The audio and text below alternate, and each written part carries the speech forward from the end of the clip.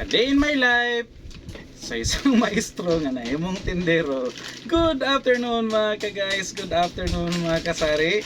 Another budol time na naman. This time hindi ko to order to ni Mami Iya, and natagalan pa kasi nakalimutan niya na may order pala siya. Until such time na na-realize niya na nada siya order. So ito ang unbox ni Kuya AJ sa inyo today guys. Tingnan natin kung ano to. Actually hindi niya rin alam kung ano daw to. Later na niya nalaman na yan pala yung yung order ko na na galing sa China. Galing sa China. Kasi made in China guys. Made in China nakalagay. So bubuksan na ni Kuya AJ. Pag nabuksan na lahat ito guys, saka pa natin malaman na kung legit or budol.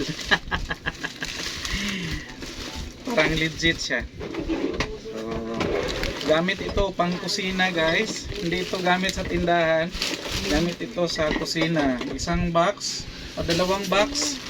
Ito nakita nyo na ano siya, parang shelf or estante. Lagayan ng mga gamit sa kusina. So ito yung kitchen racks daw. Kita ninyo, dalawa pa. Kaya pala malaki na bayaran mo. Magkano kami? 675. So nasa lang ito, nasa 300 plus lang ang isa, pero dinalawa niya. Hindi niya alam na dalawa pala. Dalawa siguro napindot niya kaya naging dalawa. 'Di ba, bago mo siya i-check out dapat meron siyang quantity. Hindi niya siguro na check yung quantity, so naging dalawa. So isang lang paalala sa mga mag-order diyan, kung mag-order kayo, i-check nyo yung quantity, baka sumubra yung in-order ninyo. Sumubra sa quantity. So ito naging dalawa. Meron siyang maraming sitsuburitsi sa loob. Bakal siya actually.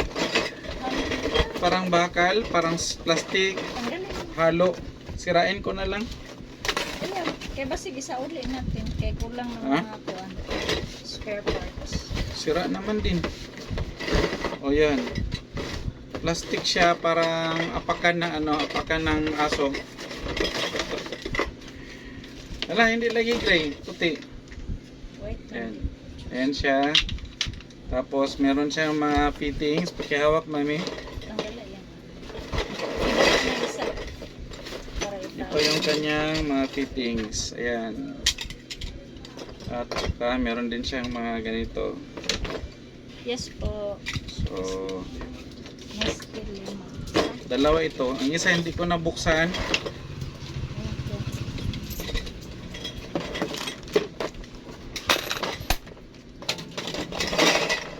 Balik ko siya kasi magulo. Pero okay. Legit siya guys. Legit na kitchen racks. Okay. Hindi ko na siya i-assemble. Mamaya na ipakita ko sa inyo pag na-assemble na. Bye bye muna for now. Ito na guys. Mga kasari. So mga kasari, ito na po ang ating finished product.